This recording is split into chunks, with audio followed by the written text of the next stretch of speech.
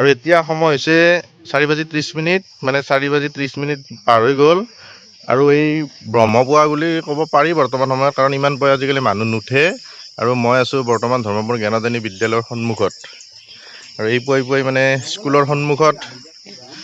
থকা বেলেগ কাৰণ একো নাই, আমাৰ আজি এটা চাইকেল ৰাইড আছে। আচলতে চাইকেল ৰাইড এওঁলোকে কৰি থাকে আৰু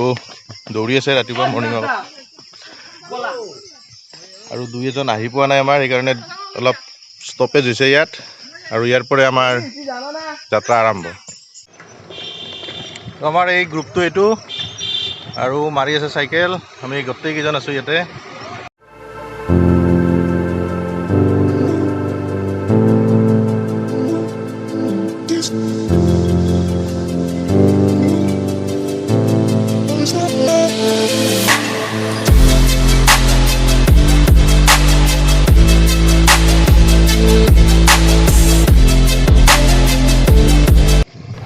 আৰু আহি আমি চামতাৰ চক পালোঁ, আৰু চামতাৰ চকৰ পৰা যিটো পশ্চিমে যোৱা সৰ্থেবাৰী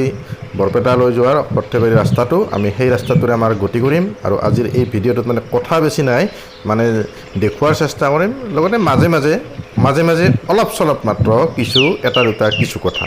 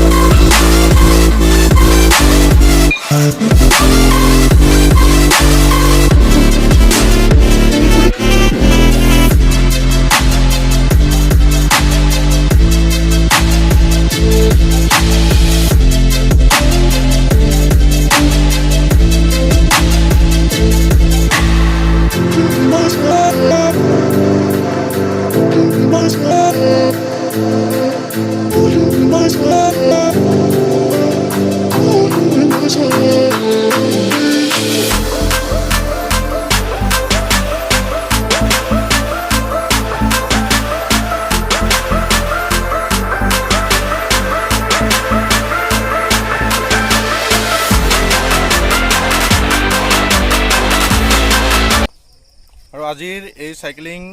কৰিছোঁ, মোৰ একদম ভণ্টিৰ চাইকেল আছিলে এখন, আচলতে তথাপি বঢ়িয়া হৈ আছে। BSL লেডি বাৰ্ড, এডভাৰেজ কৰা নাই আজি বহু বছৰ হ'ল। এইখানেদি আৰম্ভ কৰিছোঁ আৰু এইখন দি শেষ কৰিম। এই ফটো মাৰি আছে, পৰিৱেশটো বঢ়িয়া লাগছে।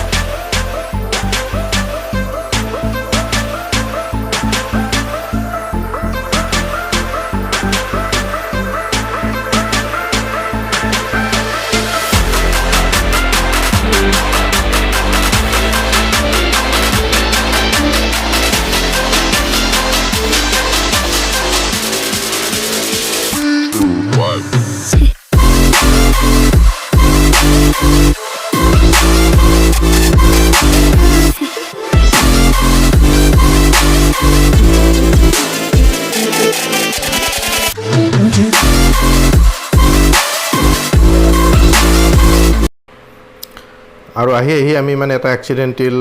এৰিয়া পাই গ'লোঁ আৰু একদম ডেকা আৰু বুঢ়া একদম চাইকেল মাৰি আছে অৰিন্দমে মোৰ লগত একদম